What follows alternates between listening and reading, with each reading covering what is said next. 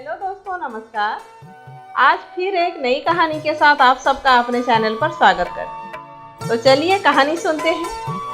शाम को गोधूली की बेला कूली के सिर पर सामान रखवाए जज बाबू राधा कृष्ण अपने घर आए। तब उनके भारी भारी पैरों की चाल और चेहरे के भाव से ही कुंती ने जान लिया कि काम वहाँ भी नहीं बना। कूली के सिर पर से बिस्तर उतरवा कर बाबू राधा कृष्ण ने उसे कुछ पैसे दिए। कूली सलाम करके चला गया और वहां पास ही पड़ी एक आराम कुर्सी पर, जिसके स्प्रिंग खुलकर कुछ ढीले होने के कारण इधर उधर फैल गए थे, गिर से पड़े। उनके इस प्रकार बैठने से कुछ स्प्रिंग आपस में टकराए, जिससे एक प्रकार की झनझन की आवाज हुई। पास ही बैठे कुत्ते ने कान उठाकर इधर उधर देखा, फिर भौं भौं करके भौंका। इसी समय उनकी पत्नी कुंती ने कमरे में प्रवेश किया। काम की सफलता या असफलता के बारे में कुछ भी ना पूछकर कुंती ने नम्र स्वर में कहा, चलो हाथ मुंह धो लो, चाय तैयार है। चाय? राधा कृष्ण चौंक से पड़े। चाय के लिए मैंने नहीं कहा था। नहीं कहा था तो क्या हुआ, पी लो, कुंती ने आग्रह पूर्वक कहा। अच्छा चलो, कहकर राधा कृष्ण कुंती के पीछे पीछे चले गए। गौरी अपराधिनी की भांति माता पिता दोनों की दृष्टि से बचती हुई पिता के लिए चाय तैयार कर रही। उसे ऐसा लग रहा था कि पिता की सारी कठिनाइयों की जड़ वही है। ना वह होती और ना पिता को उसके विवाह की चिंता में इस प्रकार स्थान स्थान घूमना पड़ा। वह मुंह खोलकर किस प्रकार कह दे कि उसके विवाह के लिए इतनी अधिक परेशानी उठाने की आवश्यकता नहीं। माता पिता चाहे जिसके साथ उसकी शादी कर दे वह सुखी रहे, ना करे तो भी वह सुखी है। जब विवाह के लिए उसे जरा भी चिंता नहीं, तब माता पिता इतने परेशान क्यों रहते हैं? गौरी यही ना समझ पाती। कभी कभी वह सोचती, क्या मैं माता पिता को इतनी भारी हो गई हूँ? रात दिन सिवा विवाह के उन्हें और कुछ नहीं सूझता। अब आत्मग्लानि और क्षोभ से गौरी का रोम रोम व्यथित हो उठता। उसे ऐसा लगता कि धरती फटे और वह समा जाए, किंतु ऐसा कभी नहीं हुआ। गौरी, वह जो पुनों की चांद की तरह पड़ना भर जानती, घटने का जिसके पास कोई साधन न, बाबू राधा कृष्ण के लिए चिंता की सामग्री हो गई थी। गौरी उनकी एकमात्र संतान, उसका विवाह वे योग्य वर के साथ करना चाहते थे। यही सबसे बड़ी कठिनाई। योग्य पात्र का मूल्य चुकाने लायक उनके पास यथेष्ट संपत्ति न थी। यही कारण था कि गौरी का यह 19वां साल चल रहा, फिर भी वे कन्या के हाथ पीले न कर सके। गौरी ही उनकी अकेली संतान थी। छुटपन से ही उसका बड़ा लाड प्यार हुआ। प्रायः उसके उचित अनुचित सारे हट पूरे हुआ करते। इसी कारण गौरी का स्वभाव निर्भीक, दृढ़ निश्चयी और हठीला था। वह एक बार जिस बात को सोच समझकर कह दे, फिर उस बात से उसे कोई हटा नहीं सकता।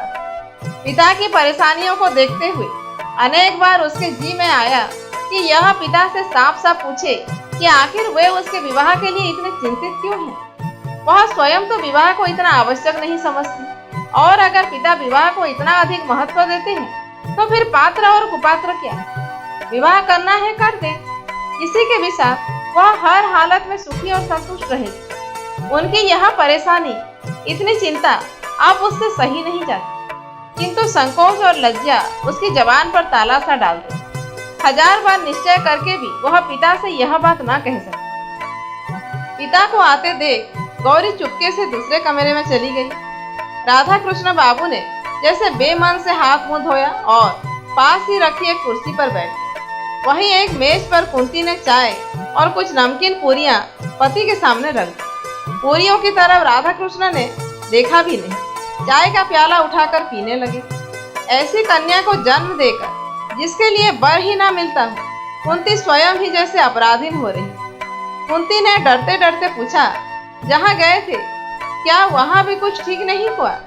ठीक होने को वहां धरा ही क्या है? चाय का घूंट गले से नीचे उतारते हुए बाबू राधा कृष्ण ने कहा, सब हम ही लोगों पर है। विवाह करना चाहे तो सब ठीक है, ना करना चाहे तो कुछ भी ठीक नहीं। कुंती ने उत्सुकता से पूछा, फिर क्या बात है? लड़के को देखा? हाँ देखा, अच्छी तरह देखा, कहे राधा कृष्ण फिर चाय पीने लगी।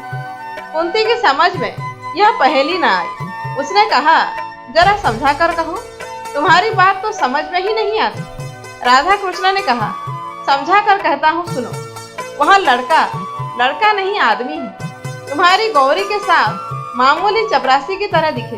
बोलो करोगी ब्याह?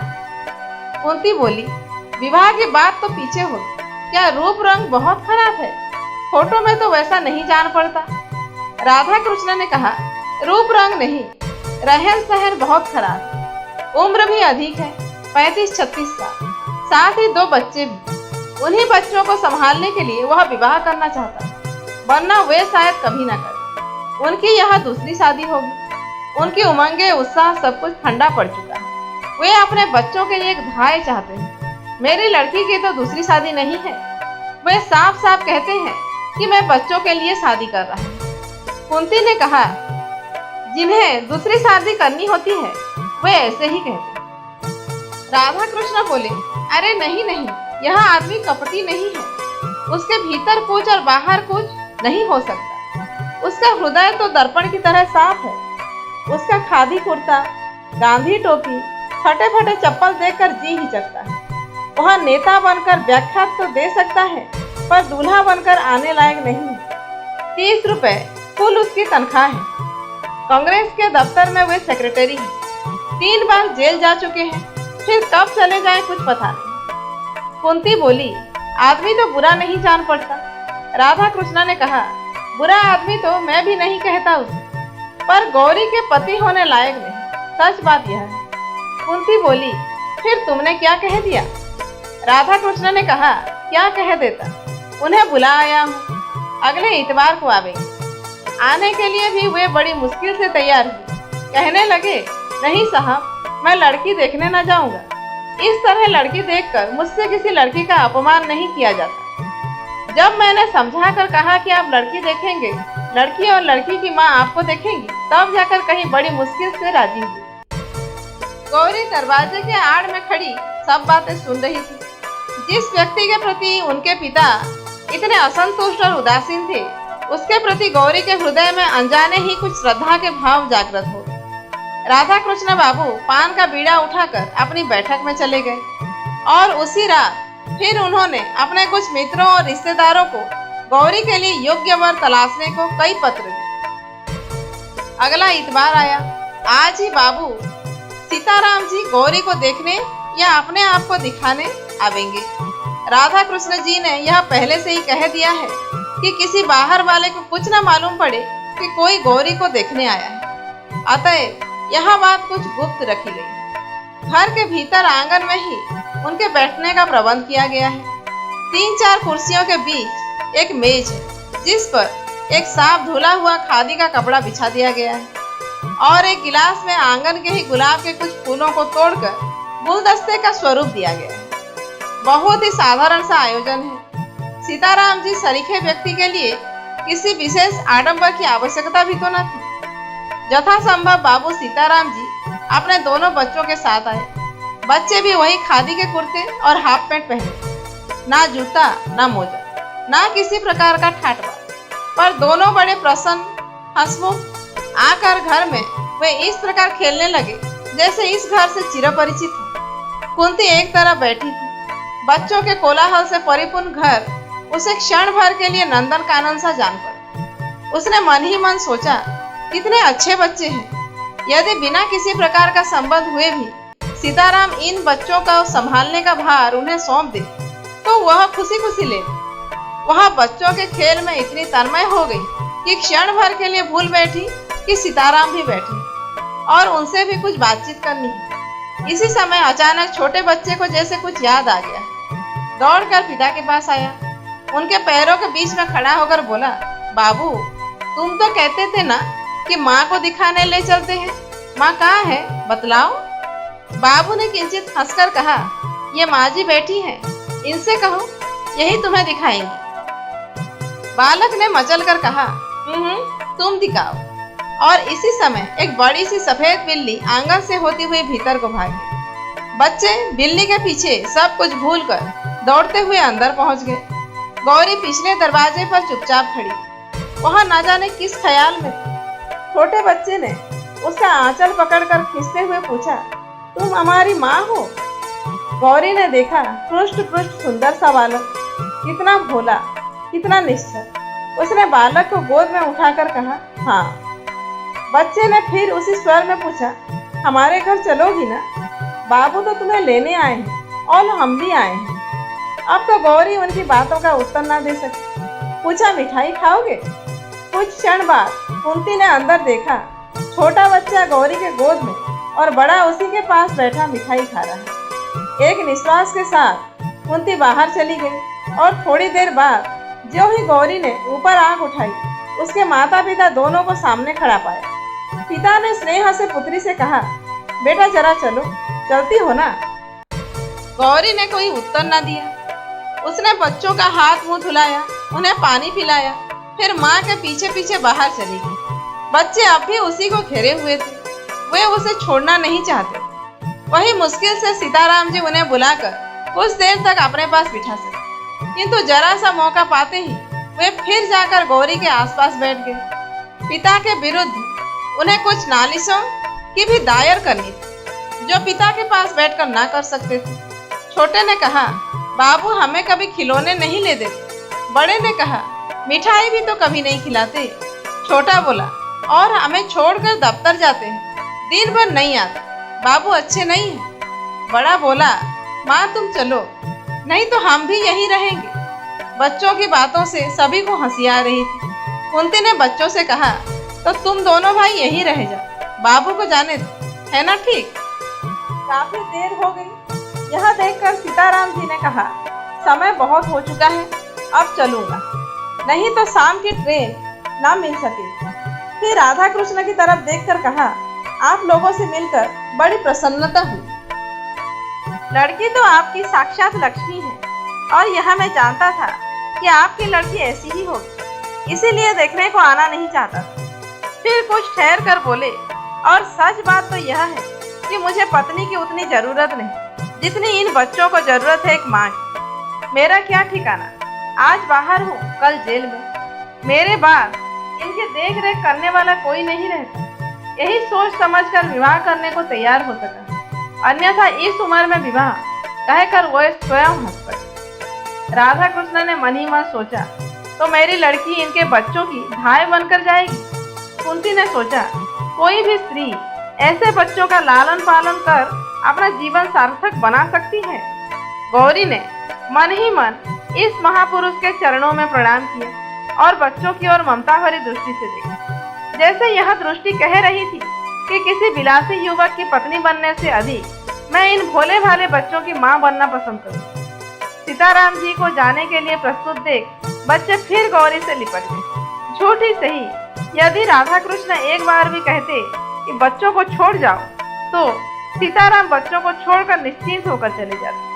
परंतु इस ओर से जब ऐसी कोई बात न हुई, तो बच्चों को सिनेमा, सर्कस और मिठाई का प्रलोभन देकर बड़ी कठिनाई से गौरी से अलग करके वे ले जा सके। जाते समय सीताराम जी को पक्का विश्वास था कि विवाह हो, केवल तारीख निश्चित करने भर की देर। सीताराम जी उस पत्र की प्रतीक्षा में थे जिसमें विवाह की निश्चित तारीख लिखकर आने वाली। देश की परिस्थिति, गवर्नमेंट का रूप और महात्मा जी के वक्तव्यों को पढ़कर वे जानते थे कि निकट भविष्य में फिर सत्याग्रह संग्राम छिड़ने वाला है। न जाने किस दिन उन्हें फिर जेल का मेहमान बनना पड़े। पिछली बार जब गए थे तब उनकी बूढ़ी बुआ थी, पर अब तो वे भी नहीं रही। यह कहारिन क्या बच्चों की देखभाल कर सकेगी? बच्चों की उन्हें बड़ी चिंता थी और बच्चे भी सदा ही माँ माँ की रट लगाए रहते थे। उन्होंने फिर एक पत्र बाबू राधा कृष्ण को शीघ्र ही तारीख निश्चित करने के लिए लिखे। उधर राधा कृष्ण जी दूसरी ही बात तय कर रहे थे। उन्होंने सीताराम के पत्र के उत्तर में लिख भेजा कि गौरी की माँ पुराने ख्याल की है, वे बिना जन्म पत्री मिलवाए विवाह नहीं करना चाहते, अतएव आप अपनी जन्म पत्री भेजें। पत्र पढ़ने के साथ ही सीताराम को यह समझने में देर न लगी कि यह विवाह ना करने के केवल बहाना मात्र है, परंतु फिर भी उन्होंने जन्मपत्री भेज दी। जन्मपत्री भेजने के कुछ ही दिन बाद उत्तर भी आ गया कि जन्मपत्री नहीं मिली, इसलिए विवाह ना हो सके, क्षमा कीजिए। बाबू राधा कृष्ण को गौरी के लिए दूसरा वर मिल गया था, जो उनकी समझ में गौरी के बहुत योग्य था। धनवान ये भी अधिक ना थे, पर अभी अभी नायब तहसीलदार के पद पर नियुक्त हुए थे। आगे और भी उन्नति की आशा थी। बीए पास थे, देखने में अधिक सुंदर न थे, बस शक्ल भी कहे जा सकते थे, पर पुरुषों की भी कई सुंदरता देखी जाती है। उम्र कुछ अधिक न थी, यही 24-25। लेने देने का झगड़ा यहाँ भी न था।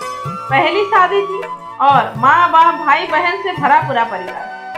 राधा कृष्ण जी इससे अधिक और चाहते ही क्या थे। ईश्वर को उन्होंने कोटि धन्यवाद दिए, जिसकी कृपा से ऐसा अच्छा वर उन्हें गौरी के लिए मिल गया। विवाह आगामी आषाढ़ में होना निश्चित हुआ।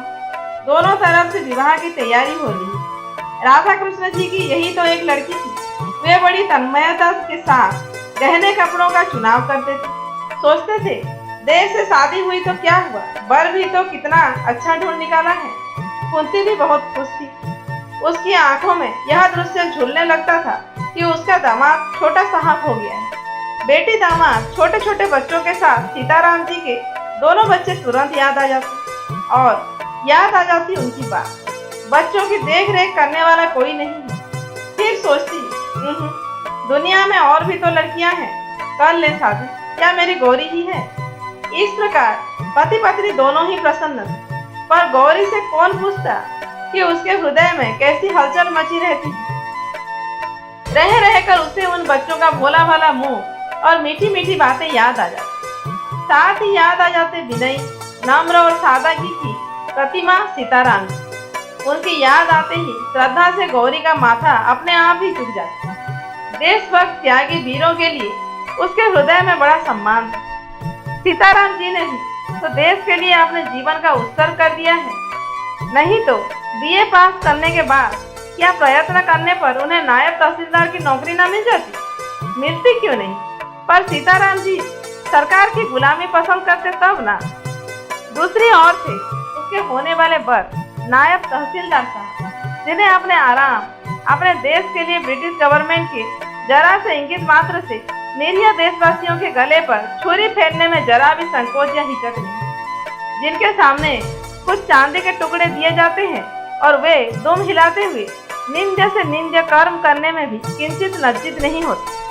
घृणा से गौरी का जी भर जाता, किंतु उसके इन मनोभावों को जानने वाला यहाँ कोई न था। वह रात दिन एक प्रकार की अव्यक्त पीड़ा से विकल सी रहती। बहुत चाहती थी कि अपनी माँ से कह दे कि वह नायब तहसीलदार से शादी न करे, किंतु लज्जा उसे कुछ भी न कहने दी। ज्यों-ज्यों विवाह की तिथि नजदीक आती, गौरी की चिंता बढ़ती ही जाती थी। विवाह की निश्चित तारीख के 15 दिन पहले एकाएक तार आया कि नायब तहसीलदार के पिता का देहांत हो गया। इस मृत्यु के कारण विवाह साल भर को टल गया। गौरी के माता पिता बड़े दुखी हुए, किंतु गौरी के सिर पर से जैसे चिंता का पहाड़ हट गया। इसी बीच सत्याग्रह आंदोलन की लहर सारे देश में बड़ी तीव्र गति से फैल गई। शहर शहर में गिरफ्तारियों का तांता लग गया। रोज ही ना जाने कितने गिरफ्तार होते, कितनों को सजा होती, कहीं लाठीचार्ज, कहीं 144। सरकार की दमन की चक्की बड़े भयंकर रूप से चल रही। गौरी को चिंता थी उन बच्चों की। जब से सत्याग्रह संग्राम छिड़ा था, तभी से उसे फिक्र थी कि न जाने कब सीताराम जी गिरफ्तार हो जाए और फिर वे बच्चे बेचारे, उन्हें कौन देखेगा। रोज का अखबार ध्यान से पढ़ती, कानपुर का समाचार तो और भी ध्यान से देखती। इसी प्रकार उसने एक दिन पढ़ा कि राजद्रोह के अपराध में सीताराम जी गिरफ्तार हो और उन्हें 1 साल का सपरिश्रम कारावास हुआ। इस समाचार को पढ़कर गौरी कुछ क्षण के लिए स्तब्ध सी खड़ी रही, फिर कुछ सोचती हुई टहलने लगी। कुछ ही देर बाद उसने अपना कर्तव्य निश्चित कर लिया। वह माँ के पास गई। माँ कोई पुस्तक देख रही थी। उसने अपने सारे साहस को समेटकर दृढ़ता से कहा, माँ, मैं कानपुर जाऊंगी। कानपुर में क्या है? आश्चर्य से कुंती ने पूछा। गौरी ने कहा, वहाँ बच्चे हैं। माँ ने उसी स्वर में कहा, बच्चे? कैसी बात करती है गौरी, पागलों से? गौरी बोली, नहीं माँ, मैं पागल नहीं हूँ। बच्चों को तुम भी जानती हो। उनके पिता को राजद्रोह के मामले में साल भर की सजा हो गई। बच्चे छोटे हैं, मैं जाऊंगी माँ, मुझे जाना ही पड़ेगा। गौरी के स्वभाव से कुंती भली भांति परिचित थी। वह जानती थी कि गौरी जिस बात की हट पकड़ती है कभी छोड़ती नहीं है। अतएव सहसा वह गौरी का विरोध न कर सकी। बोली, पर तेरे बाबूजी तो बाहर गए हैं, उन्हें तो आ जाने दे। गौरी ने दृढ़ता के साथ कहा, बाबूजी के आने तक नहीं ठहर सकूंगी माँ, मुझे जाने दो। रास्ते में मुझे कष्ट ना हो, अब मैं काफी बड़ी हो गई हूँ। और उसी दिन शाम को एक नौकर के साथ गौरी कानपुर चली गई। अपनी सजा पूरी करके सीताराम घर लौटे। इस साल भर के भीतर उन्होंने बच्चों को एक बार भी ना देखा। उन्हें कायदे के अनुसार हर महीने उनका कुशल समाचार मिल जाता था, पर बच्चों की चिंता उन्हें लगातार बनी ही रहती। जिस कहारिन के भरोसे वे बच्चों को छोड़ गए थे, उसके भी 3-4 बच्चे। वह बच्चों को कैसे रखेगी तो सीताराम जी जानते थे, पर विवस्ता भी क्या करते। सवेरे सवेरे 6 बजे ही जेल से मुक्त कर दिए गए। एक टांगे पर बैठकर वे घर की ओर चले। जेब में कुछ पैसे थे। एक जगह गरम गरम जलेबियां बन रही थी। बच्चों के लिए थोड़ी सी खरीद ली। घर के दरवाजे पर पहुंचे। दरवाजा खुला था। घर के अंदर पैर रखते ही हृदय धड़कता था। न जाने किस हालत में है। वे चोरों की तरह चुपके चुपके घर में घुसे, परंतु यह क्या, आंगन में पहुंचते ही वे ठगे से खड़े रह गए। फिर जरा आगे बढ़कर उन्होंने कहा, आप? गौरी ने झुककर उनकी पद्मधूलि माथे से लगाई। तो दोस्तों, यहीं पर आज की कहानी समाप्त होती है। कहानी कैसी लगी कमेंट करके जरूर बताइए। अच्छी लगी हो तो एक लाइक कीजिए, जानने वालों को शेयर जरूर कीजिए और ऐसे ही वीडियोज आगे देखने के लिए मेरे चैनल को सब्सक्राइब करना मत भूलिए।